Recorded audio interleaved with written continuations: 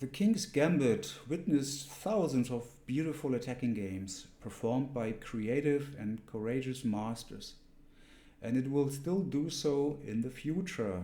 However, from a sober, objective point of view, it can be considered refuted now that the engines dominate the world of chess. With Refutation, I don't mean that it is unplayable in a rapid game or as a surprise weapon. My definition of Refutation refers to the amount of energy loss that has occurred in comparison with the starting position.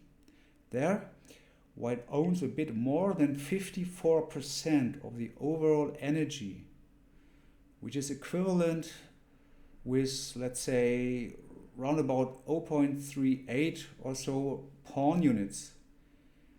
In the King's Gambit, we see White lagging behind by more than half a pawn. Hence, the overall difference is almost one entire pawn, and that, of course, is too much to be tolerated. Here on my YouTube channel, I only present a single line, and the King's Gambit is not the navel of the world. For more detail, please go to my website. There are 11 downloadable PGNs waiting for you. Now we are taking the pawn, of course, as you can only refute a gambit by accepting it. The main move is now knight f3. That's the only critical move. Let's have a short glimpse at bishop c4 in case one of your opponent is resorting to this sideline. Now, your most easy way to play this position is knight f6, knight c3, c6, followed by d5. You will have an edge no matter what White is doing, and yeah, White still has to work quite a lot for obtaining equality finally. So that's a safe option. But you can also play queen h4 check. After king f1, d6, black has something like half a pawn advantage here. It's a very nice position. Of course, it can become a bit more complicated. So maybe you want to learn a couple of lines here. I don't want to go farther down this road here in the video. I want to keep it as short as possible. So for more details, go to my website, please. Now, after knight f3, our move, so my specific or my personal refutation is the move knight f6, which is called the shallop defense. But there must be other good moves. I would say d6 or g5 are reasonable alternatives. Knight f6 is a very sound move because black develops a minor piece and immediately putting White's center under pressure. So what can White do now? A move like d3 is just too timid. I mean, if White could recapture on f4, yeah, he would be fine, but black plays d5, attacking the e-pawn, and after e5, black's knight defends the f-pawn with a clear advantage to black. Bishop c4, a normal move in many King's Indian lines, doesn't work here, because you take a second pawn, threatening d5, which would come after castles. So queen e2 only move. And now you can play queen e7, or you can play d5. Now White is forced to play bishop takes d5, queen d5, knight c3. You answer with queen e6. Of course, White cannot exchange queens here. So knight e4 forced. You develop your pieces, knight c6, d4, queen e7, making space for the bishop. Bishop takes f4, now bishop f5. So White must move his knight. You can finally exchange queens and castle queenside, having the initiative. Depending on what White can do now. Can White castle, or is then knight b4 a problem? Maybe, right? So no matter what. You have the bishop pair here, so you have a clear advantage. And one of the next moves you play is f6 in order to dominate these minor pieces. Okay, what else can white do? White could also play knight c3. This actually might be white's best option, but it is actually very, very passive. You play d5 and claim a slight advantage. So white here in this line actually plays very meekly for a draw. Might be the wisest decision after all, but it cannot be satisfactory. This is not the way you play the King's Gambit. If you have to play for a draw in this passive way, why don't you start with another opening in the first place? First knight f3 or first g3, all better than the King's Gambit, right? So this is not critical. The only critical move is e5. This is what the real King's Gambit player would play in this position. Knight h5. The knight looks funny at the edge of the board, but if you think about it, this is really a nice post. First of all, our f4 pawn, our loot is well protected. Then you might know that in the King's Gambit, white often plays g3 in order to get rid of the obstacle, the pawn f4, in the f-file. Also here the knight h5 has a saying. Then the knight h5 can be stabilized by g6. It can also move to other squares after g6 or g5. It can appear on g7 and then farther on e6 or f5. This knight is quite an active protagonist. It is a real character, this shallop knight, as I call it. So, after knight h5, we only consider now in depth the move bishop e2, which is one of the most aggressive setups white has available. The bishop is pointing at the knight, so there might be a discovered attack if white removes his knight, sometimes by taking a pawn on g5.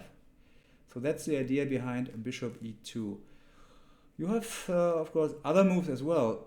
Bishop c4 is a bad move because d5 is quite straightforward now. White has to take, and by taking, white only develops our bishop. Now we can castle, and the pawn f4 is now very safe. We have a healthy extra pawn in this position. So after knight h5, white can also play d4, which might be a bit better than bishop e2, but is not really any threatening for us. We can get an advantage after all of the following three moves. We can play d5. Where's my mouse? Here. d5. We can play also d6 or g6. All moves giving us a very decent advantage here without any bigger problems. Queen e2 is maybe a bit more of a challenge. First of all, as you can see, white prevents us from playing the d-pawn, but we play bishop e7. Now the ensuing lines can become rather sharp, so here you should learn a couple of lines, so you're not completely surprised by this queen e2 line. But in the end, black gets the clearly better position. So let's return to bishop e2. We now play g5. There's always the move, also the move d6, castles g6, or first g6, castles d6. This is a very solid line, giving you a slight advantage. So that might be actually enough for you. But if you want to play the big game, you would have to play g5. That's a bit more ambitious. Now the main move is white castles. Let's have a look at some alternatives. This move knight g5, of course, is always to be reckoned with. I told you so. This is the idea of bishop e2, because now after queen g5, white can take the knight with the bishop. Here I propose a novelty, at least at the time of writing my script, which actually is already like more than 2 years ago, because I originally did this for a German chess newspaper. So before putting everything on my website, like half a year before, my analyses were published in a German newspaper now, or magazine. Now after bishop h5, queen h4 check is maybe better than queen takes g2, king f1, knight c6. I don't want to go into too much detail here. The thing is that black has some options to maybe castle queenside, while white's king is in a more precarious situation here. And very often the rook h1 cannot be activated with the king here in the middle of the attention, right? So let's stop right here and jump to the move d4. Here we play d5, castles, and then rook g8, claiming a huge advantage. You know, our pawns here on the king side, and you can see it very clearly, are quite an asset. This f4 pawn is obstructing this feeble bishop here, and of course the pawns can be set in motion, like g4 followed by f3.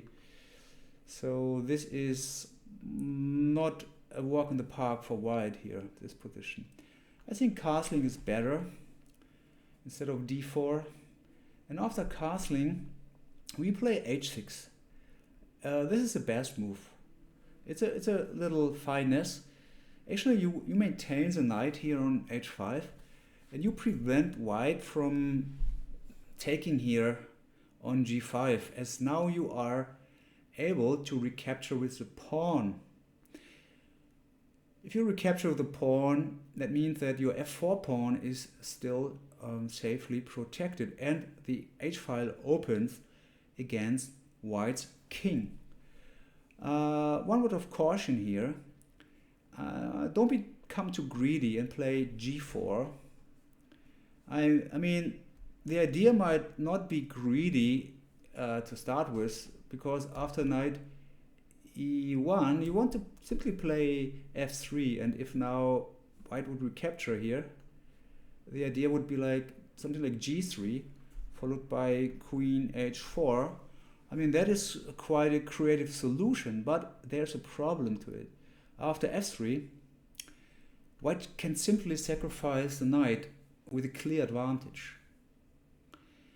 You might be aware of the fact that in the King's Gambit there are so many lines coming from the romantic area, the era, that's a different, right? The romantic era of chess, called Cochrane Gambit, Muzio Gambit, and what do I know, right? So many gambits with funny names, and in many gambits, white is sacrificing a knight to get some attack along the f-file, and this is what happens here, so be careful. h6 is our move. Actually, an alternative is knight g7, which is also not bad, in order to respect the bishop on e2. And now the knight can be moved to f5, followed by bishop g7, or even to e6. Sometimes this is a good square. Let's say if you manage to place the pawn here on d5 without white taking and passing, you then can follow up with knight e6 if you like, because you don't have to fear d4, d5 anymore. But let's return to the best move here, which is h6. Now, if white takes on g5, question mark, you take back with a pawn. And now the H file is open. I give you one nice line in order to illustrate that. D6. And now, guess what? The engine, even though we have material equality here right now, the engine sees black 3 pawns ahead already from a mere positional point of view. And the reason is that this f4 pawn is very strong and the H file has become a very decisive factor. Have a look at the following line. Queen e2, trying to do something the H file, but we simply play bishop e6. And now the bishop on h5 is a bit in danger. I mean, sometimes we might play g4 followed by queen h4, or the queen e2 might be overloaded. So bishop f3 looks like a reasonable move, but now we play g4. We don't care for the b7 pawn. We just play g4. Bishop takes b7. Yeah, well, after bishop g4, queen h4 would be strong, as I mentioned before. And now rook takes h2. Well, king h2, kind of the only move, but loses nonetheless, right? There is now a checkmate to come on the H file. It can go quickly. And now ask yourself, who is supposed to attack in the king's gambit? Is it black or is it white? Okay, here the tables have been turned, most obviously. Well, after h6, let's have a look at another move, rook e1. The idea is to do something in the e file, so preventing us from playing d6. That would be bad now.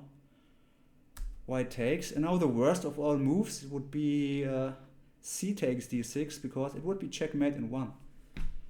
A double check sometimes is checkmate. But also after bishop takes d6, white is winning, because now he can cash in some material on the black's first rank. Okay, let's go back to rook e1. Our move is now knight g7, while knight c6 is also quite a good move, but knight g7. So after, let's say, bishop c4, you have the move g4 available, really followed by gf. That's the ambitious line. But I just here present you in this video a very easy way to proceed. Knight f5, d4, bishop g7, and you can claim a clear advantage. Or you can play bishop e7 instead, knight c3, d6, and again you are clearly better here with black, so you don't have to go for the piece. So that was bishop c4. Now let's go to the move d4. After rook e1, knight g7, d4. Now we can play d5,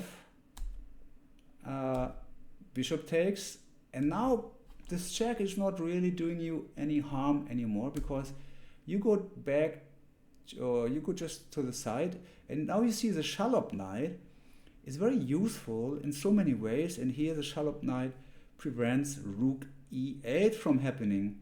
So the line might go knight c3, knight e7, knight e4, knight f6, getting pieces over to the king side. Okay, let's say white is grabbing the bishop pair.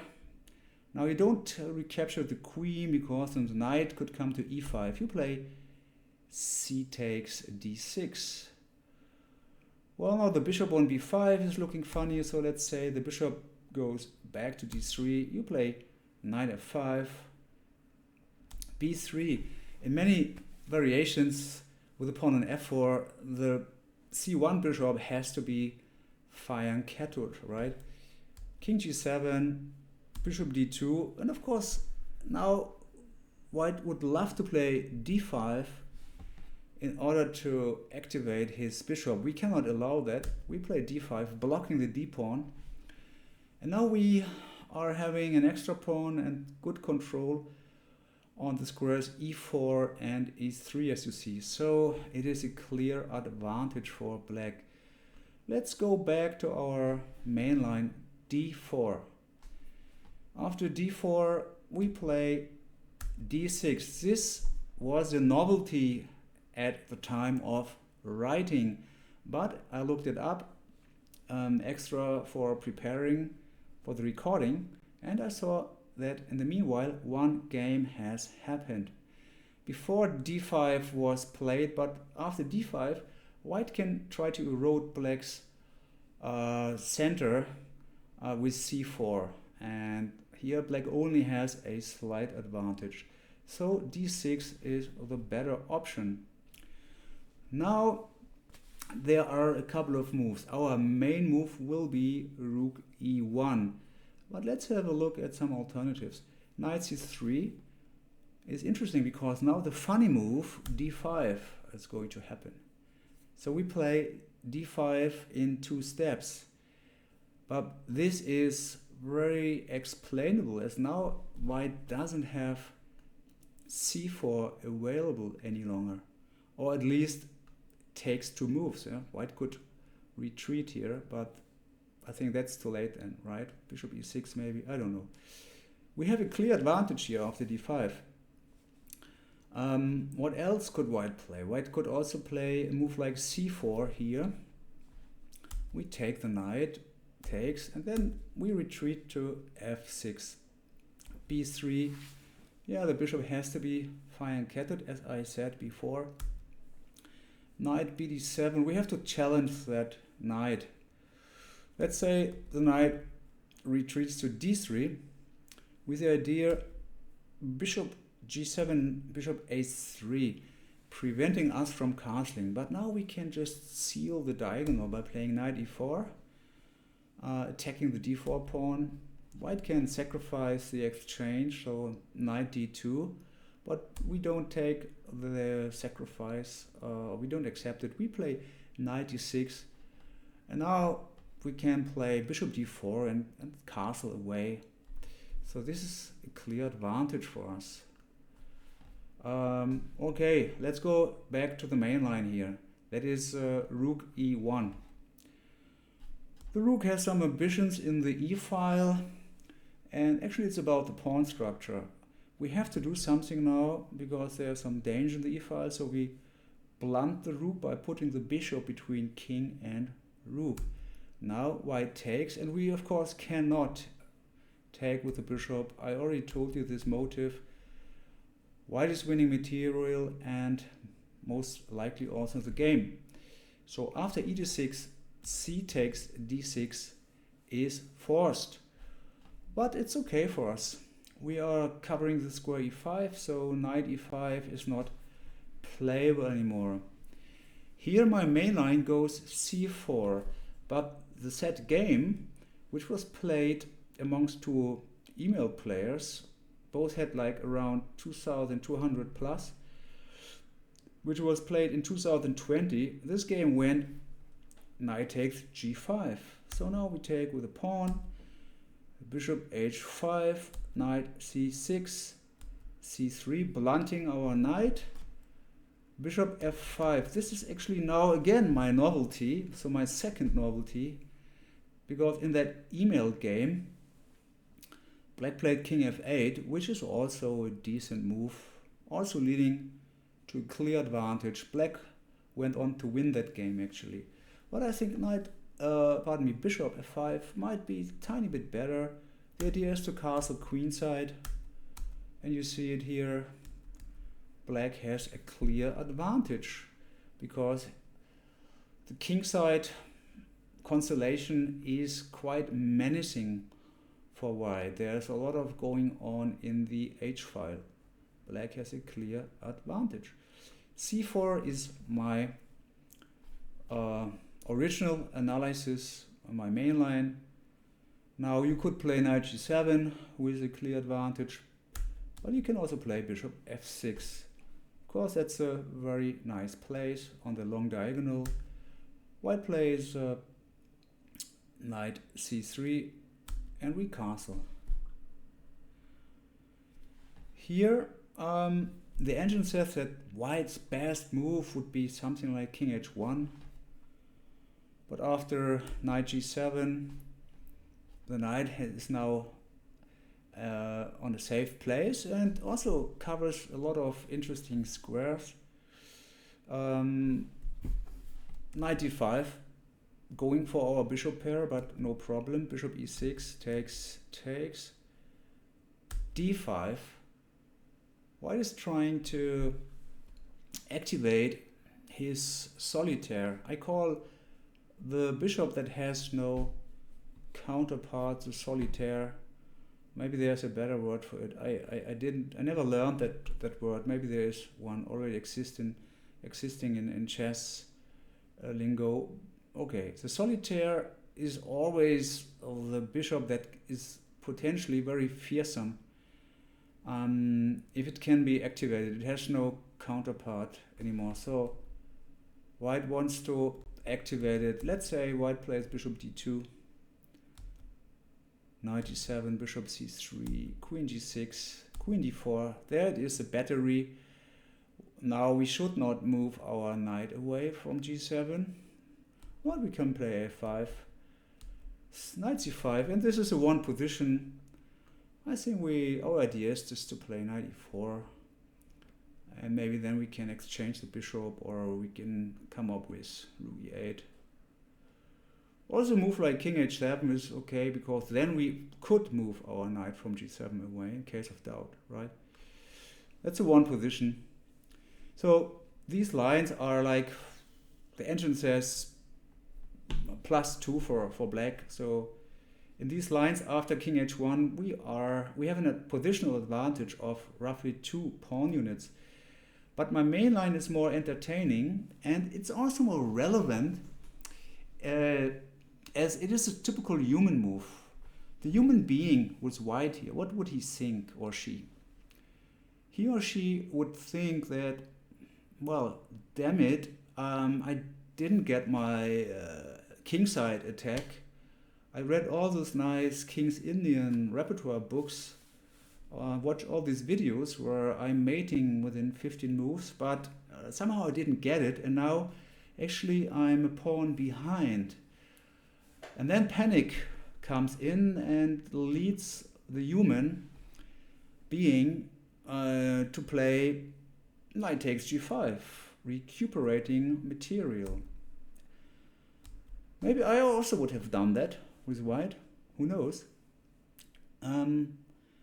So now we have material equality re-established, but in terms of evaluation, black has an advantage of already 4 pawns. That is quite amazing. Let's make some more moves. Knight c6, yeah, d5 forced, and now we have a fantastic outpost on e5. That knight is a monster. Knight e4, reasonable move in order to diminish the pressure, and also white wants maybe to play c5 to get some kind of counterplay going. So we are not playing bishop g7. We just develop. We're not fearing knight takes f6. And now we are well prepared to meet a move like c5 by bishop takes e4. Takes. Here we are grabbing another pawn actually. And yeah. Or what? No, not another. So now we are, because we gave it back, I forgot. Now we are leading one more time by 1 pawn. h4 in order to stir it up a bit here. But now after knight g6, the engine claims that black has a 1 position. Because black also has the more active pieces, right? More active pieces plus an extra pawn. That leads us back to the move bishop f5 after knight e4. Now my main line goes knight takes f6, grabbing the bishop pair. Now the bishop h4 is a bit in danger. Black might play a move like g4 followed by queen g5, so retreating with the bishop is very logical. And now we see one of the key moves here, king g7, the h-file is now of utmost importance. We have very active minor pieces, our queen is active as well, and we have this fantastic, very threatening pawn barrier, very close to white's king. And now, adding to that, black will seize the h-file. And this position is completely lost for white because of this bad king safety of white's, and also the activity of white's pieces is not that great. You know, the bishop pair, it's just an empty word sometimes, you know, it's a term, it's a notion. It always depends in what situation the bishop pair appears, and here the bishops are not really strong. Now my main line goes bishop f1, strengthening the king's cover a bit, rook h8, and now let's say h3. This is a main side line, because after my main line black was already sacrificing the rook on h2. So of course I have to give at least one line where white prevents the sacrifice from happening, h3. Now we double rooks. Very straightforward play. Bishop c3. Neutralizing the knight, very reasonable, but there is no stopping g4 here. The only thing white might do is try to do something on that long diagonal by sacrificing the exchange. Okay, now there's a threat on e5, but we just give a check. And now we can stabilize the situation on that long diagonal. And of course now it is game over. So h3 here did not help white so much. a4, my main line, in order to bring fresh troops to the king side. So rook a3 is the idea. And now, well, if you're a bit afraid of sacrificing your, no, not your farm, well, a rook, let's call it like it is, on h2, then you can also play a move like rook hc8, putting the c pawn under pressure. If white now has to play b3, there is no rook a3 anymore. So this is also a one position. But better than that is rook takes h2, exclamation mark. Takes, check. Now the queen joins in. Rook a3. There is not really anything better. Check. King f2, queen h4, check. And now the king has to return. If the king goes to e2, there's a move like bishop g4. I think there must be a couple of moves, but bishop g4, very straightforward. Rook f3, and now let's see this. Knight f3 takes, king has to take, so it's kind of a magnet sacrifice. And now they're different moves, I guess, right? But queen g3 looks good enough. Now after king e2, that's quite easy. Checkmate in two moves. And after king e4, we can play rook e8 check, king d4. Now first we take some material back, and then later maybe we can find a checkmate. But of course this is clearly one for black. So that's not a solution. The king has to go back to g1. And now we play f6. It's a silent move. And this is always remarkable if someone plays a silent move after having sacrificed an entire rook. But white is in no position to prevent black from playing knight g4, threat number 1, or f3, threat number 2. And yeah, knight g4, there's only this check on e7, but we have on g6 a very safe square for the king, or f8. might also work. So with f6 we stabilize the position, and there is no queen d4 check available. So what can white do now? Not that much. So one move is rook e2, giving some support on the second rank. So now after knight g4, okay, let's first make a zero move to show you the threat. Let's do the famous zero move. So this is now the zero move, and now you see the threat. This. Now of course queen h2, queen h1, threatening. So this is forced, and now the check would come here. And now we can take on h3 and mate on h2. So that was the knight g4 threat. And of course now the rook defends against the check on f2 with the queen. You just saw in that line. But now another dismay happens. Queen h1, king f2, knight g4. Look what happens now. King h1, and now black can sacrifice the queen. It's very trivial, but nevertheless beautiful. Queen sacrifices are always beautiful to look at. Checkmate. And after king d2, yeah, we can just exchange queens. And here we have a lot of different threats. You see them marked in red. So black's pieces are just too active for white to deal with. Yes, then what do we have after f6? Bishop e2, it's my main line. And now comes the other idea, like f3. Bishop f3, g4. So this was kind of a let's say decoy sacrifice. Is this the right word?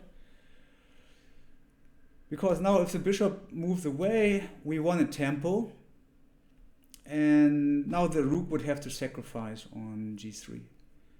But that is also game over very soon. So the only other move for white is rook takes e5 in order to remove an attacker. Okay, we take.